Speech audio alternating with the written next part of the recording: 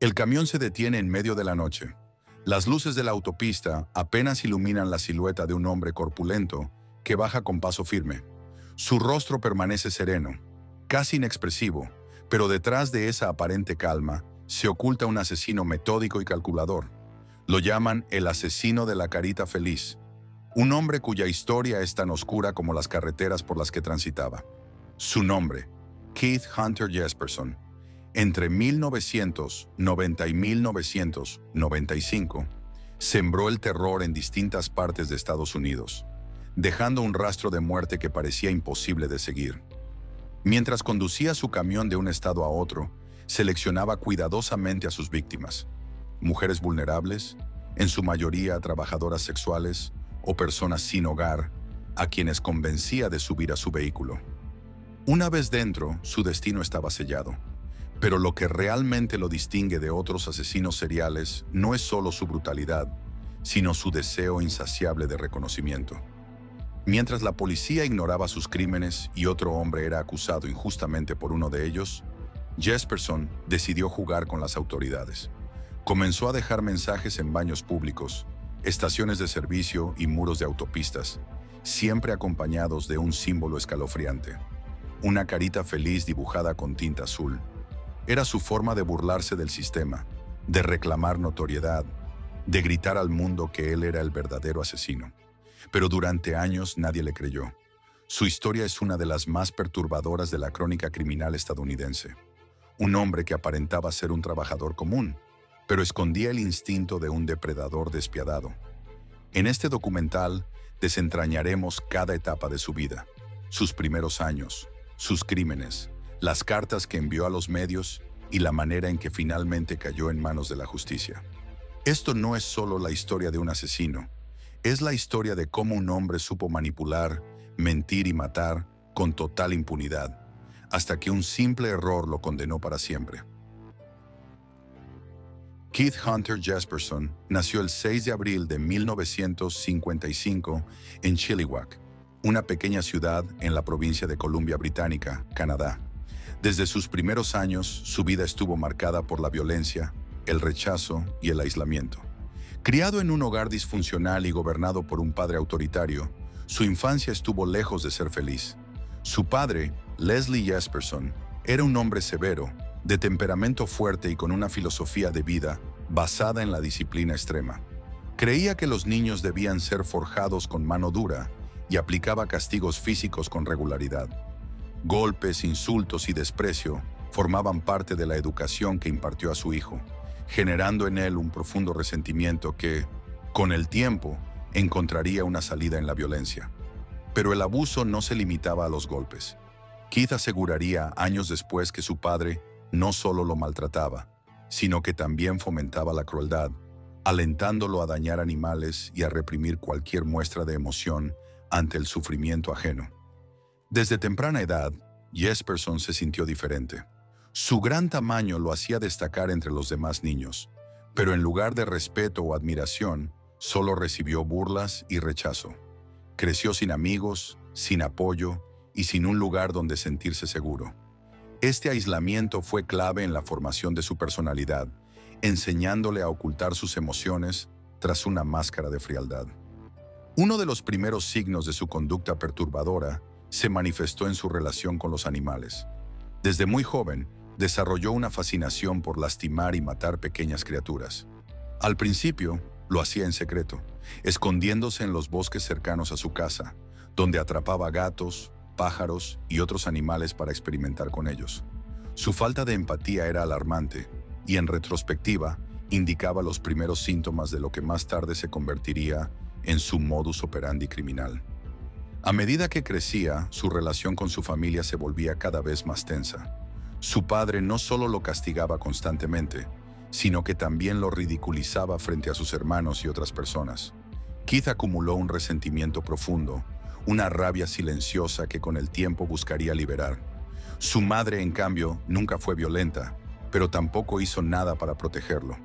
Su indiferencia solo reforzó la sensación de abandono en el niño. En la escuela, Jesperson nunca destacó. Su rendimiento académico era mediocre, le costaba concentrarse y no tenía motivación para sobresalir. Los niños seguían burlándose de él, y los maestros no intervenían. En lugar de intentar encajar, se volvió retraído, refugiándose en fantasías de venganza y poder. El abuso familiar y el aislamiento social moldearon en él una visión distorsionada del mundo. Para Jesperson, la vida era un campo de batalla donde solo los fuertes sobrevivían, y la violencia, la única forma de recuperar el control que sentía haber perdido en su infancia.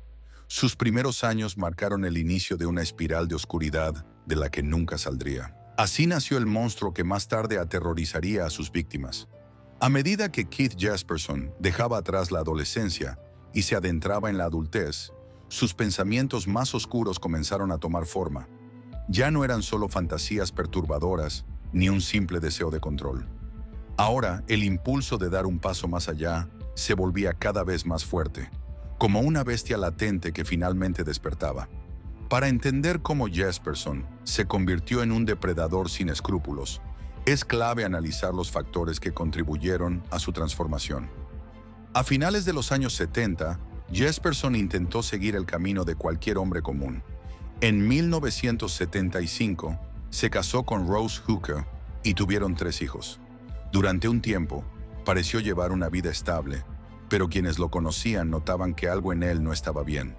Era un esposo controlador, de temperamento inestable, y su imponente físico lo hacía aún más intimidante.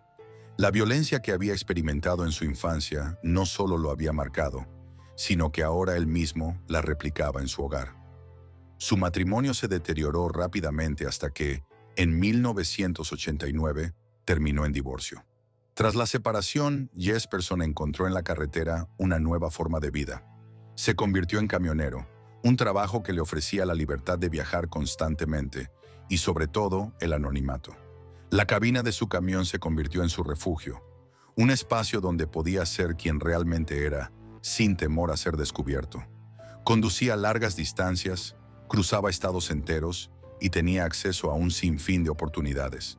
En cada parada, cada estación de servicio, cada motel de carretera, encontraba posibles víctimas. Mujeres solas, en su mayoría trabajadoras sexuales o personas en situaciones vulnerables, se convirtieron en su blanco perfecto. Durante esos años, Jesperson practicó lo que más tarde describiría como ensayos. Agredía mujeres, pero sin llegar a asesinarlas. Quería probarse a sí mismo, sentir qué tan fácil era dominar a alguien, experimentar el poder absoluto sobre otra persona. La adrenalina de esos momentos lo empujaba cada vez más lejos. No pasó mucho tiempo antes de que cruzara la línea definitiva. Su primera víctima confirmada fue Townia Bennett, una mujer de 23 años, a quien conoció en un bar en Portland, Oregón, en enero de 1990. Para Jesperson, ella representaba la oportunidad perfecta para liberar sus impulsos homicidas. La llevó a su casa con la excusa de pasar un buen rato, pero su intención era completamente distinta. La golpeó brutalmente antes de estrangularla con sus propias manos, disfrutando del control absoluto sobre su vida. Luego, con total frialdad, desechó su cuerpo en un área apartada y se alejó sin ser detectado. Pero lo que ocurrió después fue algo que ni siquiera él esperaba. Un hombre y una mujer, John Sosnovske y Laverne Pavlinak, fueron falsamente acusados y condenados por el asesinato de Townia Bennett.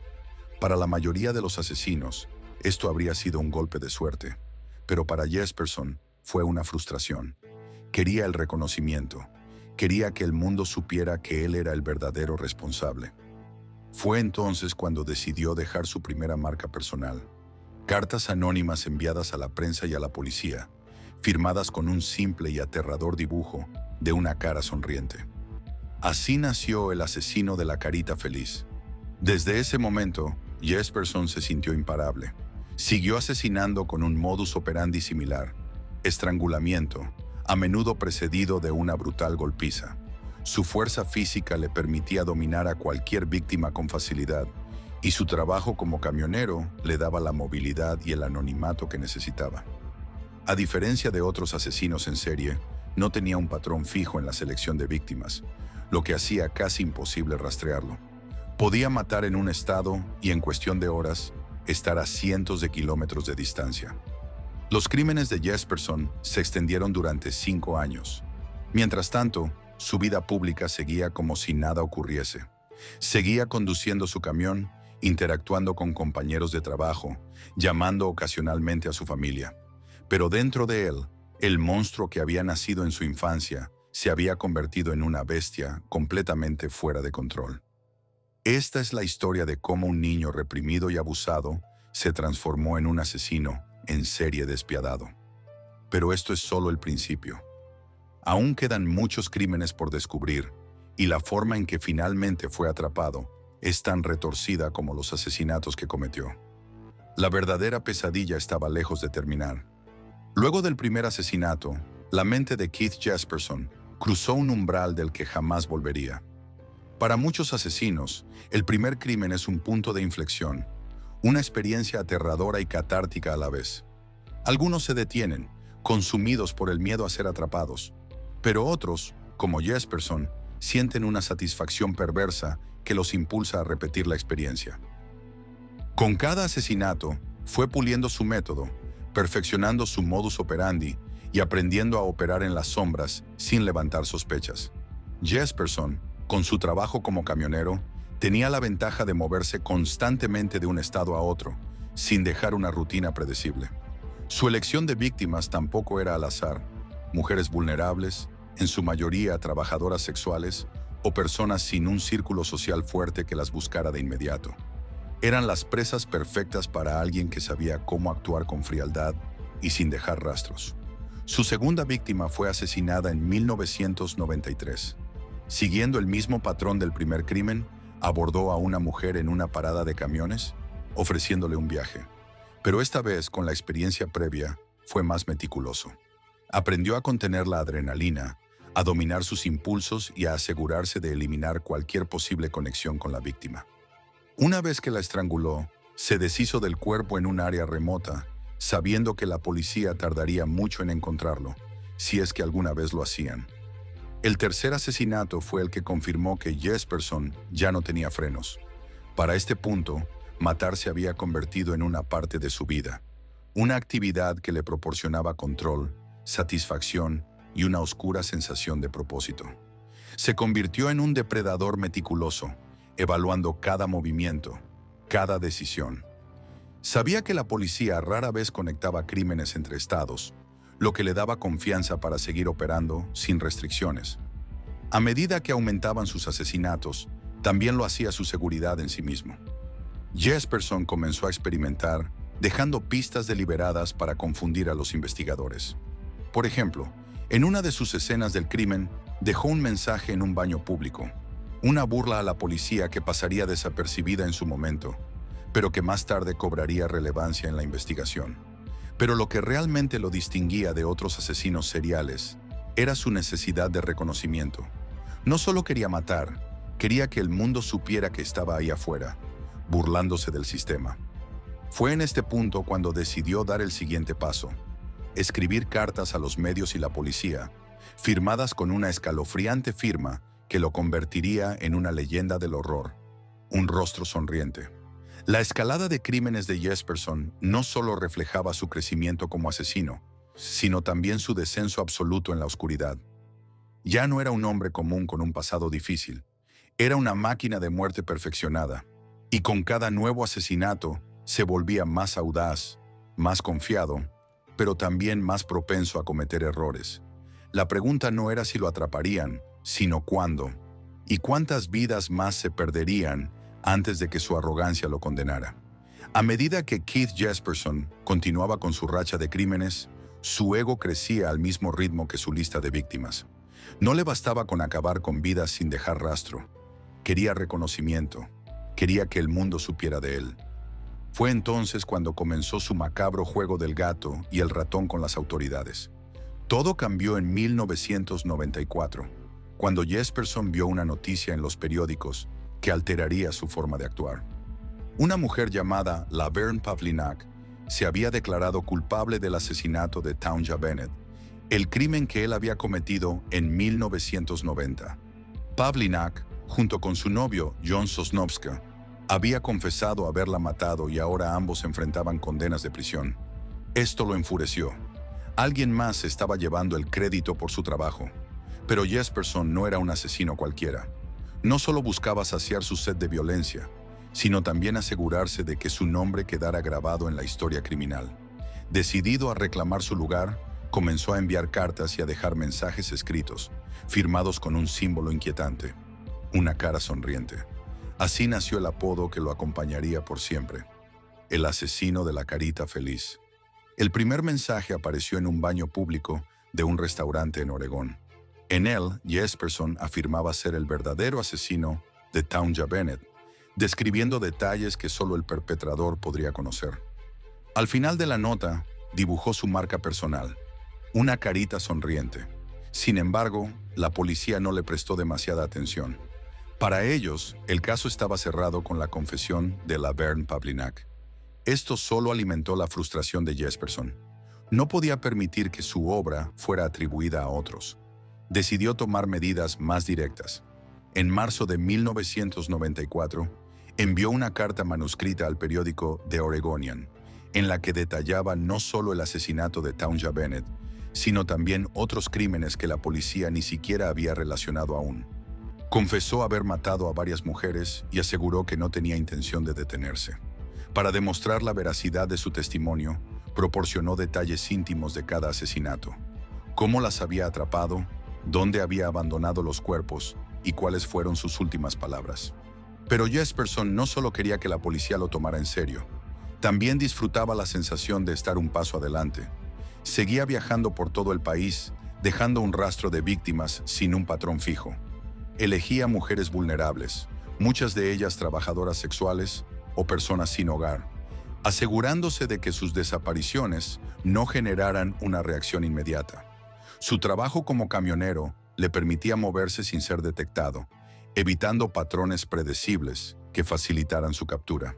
En sus cartas y mensajes se jactaba de su habilidad para matar sin ser atrapado. Me detienen, me preguntan a dónde voy y simplemente sigo adelante. Nunca me atraparán porque no tienen idea de cuándo ni dónde atacaré de nuevo, escribió en una de sus notas. Pero la soberbia es el peor enemigo de cualquier criminal. Jesperson estaba jugando un juego peligroso. Mientras más cartas enviaba y más detalles compartía, más pistas dejaba atrás. Aunque en ese momento la policía aún no podía conectar todos los puntos, su arrogancia lo estaba acercando, poco a poco, a su caída. En su mente era intocable. Creía que podía burlar a las autoridades indefinidamente. Pero lo que no sabía era que su destino ya estaba sellado. Y pronto, el asesino de la carita feliz cometería el error que lo llevaría a su inevitable final. A pesar de su habilidad para evadir a las autoridades y su meticuloso modus operandi, Keith Jesperson no pudo permanecer en las sombras para siempre. Su caída no fue producto de una exhaustiva investigación policial ni de pruebas de ADN irrefutables, sino de una combinación de errores personales, confesiones escritas y una serie de eventos que lo dejaron sin escapatoria. Todo comenzó a desmoronarse en marzo de 1995. Para entonces, Jesperson ya había asesinado a varias mujeres en distintos estados, dejando tras de sí un rastro de víctimas sin una conexión aparente. Las autoridades aún no sospechaban que estaban tras la pista de un asesino en serie, y mucho menos que el enigmático asesino de la carita feliz estaba a punto de ser desenmascarado. Su arresto se debió, en gran parte, a su relación con Diane, su última pareja significativa.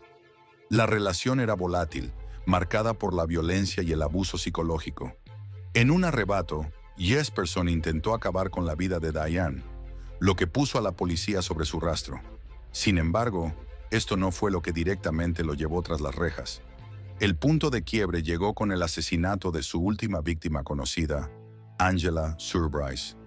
Jesperson la recogió en su camión mientras trabajaba en una de sus rutas de transporte y tras un altercado, decidió matarla. Lo que no previó fue que, en esta ocasión, sus movimientos serían mucho más fáciles de rastrear que en sus crímenes anteriores. La policía comenzó a unir los puntos y, por primera vez, surgió un sospechoso claro. Pero Jesperson aún creía que podía salirse con la suya. De hecho, fue él mismo quien selló su destino con una serie de cartas y confesiones escritas, firmadas con su característica carita feliz. Lo que comenzó como una burla al sistema terminó convirtiéndose en la prueba que lo condenaría. El 30 de marzo de 1995, finalmente fue arrestado en Oregón. Al principio, negó cualquier participación en los crímenes.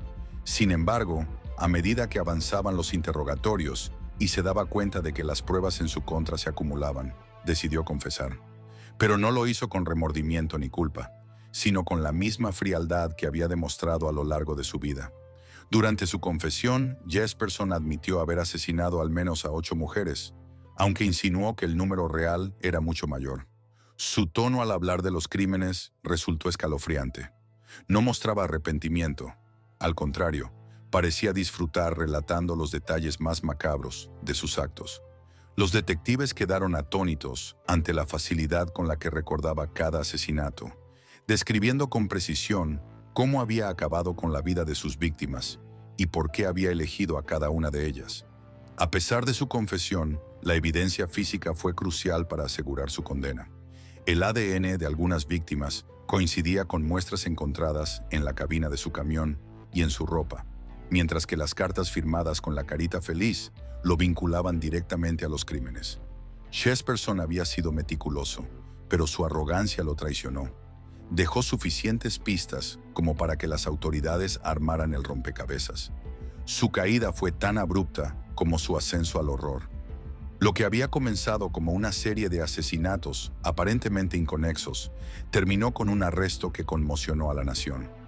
El hombre que había viajado por el país, dejando un rastro de muerte, estaba finalmente bajo custodia, y la sociedad comenzaba a descubrir el verdadero rostro del asesino de la carita feliz. Pero la historia no terminaba ahí. Lo que vendría después, el juicio y las condenas, solo reafirmaría la magnitud de sus crímenes y la perversidad de su mente. El proceso judicial de Keith Jesperson comenzó a tomar forma en 1995, cuando finalmente fue capturado y enfrentado a sus crímenes. Aunque en ese momento su identidad como el asesino de la carita feliz no era completamente conocida, la creciente evidencia en su contra lo convirtió rápidamente en el principal objetivo de las autoridades. Las primeras acusaciones recayeron sobre él por el asesinato de Townsend Bennett en 1990. Sin embargo, la investigación dio un giro inesperado cuando la policía descubrió que Laverne Pavlinak y su pareja, John Sosnowska, ya habían sido condenados por ese crimen. Este hallazgo expuso un grave error en el sistema judicial, demostrando cómo las falsas confesiones y las malas prácticas policiales podían llevar a personas inocentes a prisión. Jesperson, quien ya había confesado el crimen en sus cartas firmadas con su icónica carita feliz, decidió colaborar parcialmente con la justicia. En 1995, tras ser arrestado en un estacionamiento de Oregón, admitió ante la policía su serie de asesinatos, proporcionando detalles que solo el verdadero perpetrador podría conocer. Sin embargo, no lo hizo por remordimiento, sino como parte de un macabro juego de manipulación. Dosificaba la información a su conveniencia, jugando con las autoridades y los medios de comunicación. Enfrentado a una abrumadora cantidad de pruebas, Jesperson se declaró culpable del asesinato de Townsend Bennett en octubre de 1995. Su confesión permitió exonerar a Pavlinak y Sosnowska, dejando en evidencia una de las grandes fallas del sistema judicial. Pero su caída no terminó ahí. A medida que avanzaban las investigaciones, las autoridades lograron vincularlo con al menos otras 7 víctimas. En 1996, fue condenado a cadena perpetua sin posibilidad de libertad condicional por el asesinato de Bennett. Sin embargo, en los años siguientes, nuevos cargos continuaron acumulándose conforme emergían más pruebas forenses y testimonios. El juicio y la sentencia de Jesperson marcaron un precedente en la historia de los asesinos en serie que utilizaban las carreteras para cometer sus crímenes sin ser detectados. Su modus operandi, aprovechando su trabajo como camionero para moverse libremente entre distintos estados, lo convirtió en un depredador difícil de rastrear. No obstante, su propia arrogancia y su necesidad de notoriedad fueron los factores que lo llevaron a su caída. Con el tiempo, Jesperson ha intentado retractarse de algunas de sus confesiones e incluso ha insinuado que el número real de víctimas es mayor de lo que se sabe oficialmente. Sin embargo, sus declaraciones han sido inconsistentes y su credibilidad ha quedado en entredicho. En prisión, ha mantenido un perfil relativamente bajo en comparación con otros asesinos seriales, aunque en ocasiones ha concedido entrevistas en las que se regodea de sus crímenes con una frialdad escalofriante. La captura y condena de Keith Jesperson cerraron el capítulo de sus crímenes, pero abrieron una nueva pregunta. ¿Qué lo llevó a convertirse en un asesino en serie? ¿Cómo una persona aparentemente común pudo ocultar durante años una mente tan oscura y despiadada? Para comprender su naturaleza es necesario adentrarse en su perfil psicológico, un entramado de traumas, manipulaciones y una alarmante falta de empatía. El perfil psicológico de Keith Jesperson revela una mente compleja, marcada por traumas, resentimientos y una profunda desconexión emocional con el sufrimiento ajeno. Desde su infancia, Jesperson mostró signos de una psique perturbada. La violencia que experimentó en su hogar, sumada a la falta de afecto y validación, moldearon su manera de relacionarse con el mundo. Creció en un ambiente donde la agresión física y la humillación eran herramientas de control, lo que lo llevó a desarrollar una tolerancia extrema al dolor ajeno y una incapacidad para establecer relaciones afectivas genuinas. Uno de los rasgos más destacados de Jesperson era su narcisismo.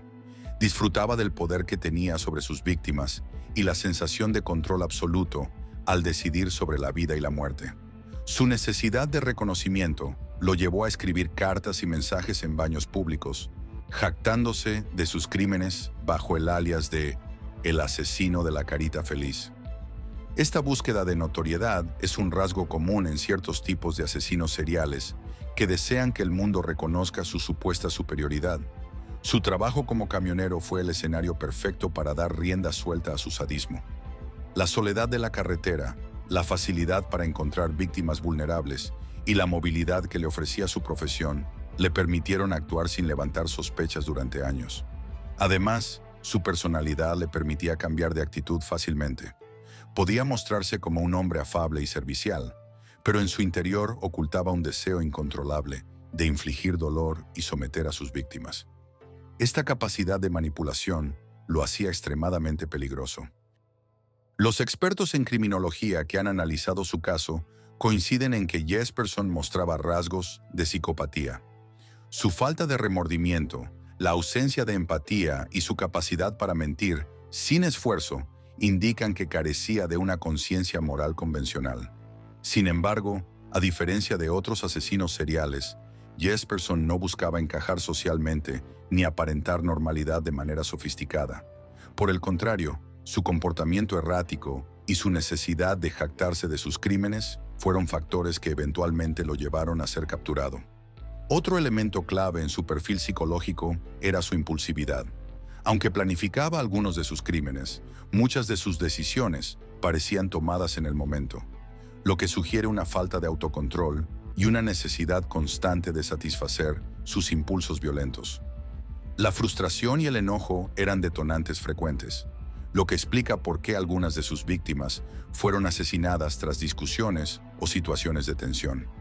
A pesar de su frialdad, Jesperson también experimentaba momentos de vulnerabilidad emocional. Tras su captura, intentó presentar una imagen de hombre arrepentido y traicionado por su propia naturaleza, pero sus acciones y declaraciones contradictorias revelaban que no sentía un verdadero remordimiento por sus actos. Su ego lo impulsaba a querer ser recordado, a dejar su marca en la historia criminal, aun cuando esto significara confesar crímenes que probablemente no cometió.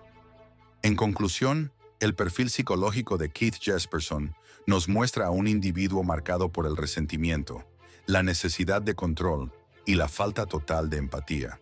Su historia es un recordatorio aterrador de cómo ciertos factores psicológicos, combinados con un entorno violento y oportunidades propicias, pueden dar lugar a la formación de un asesino en serie.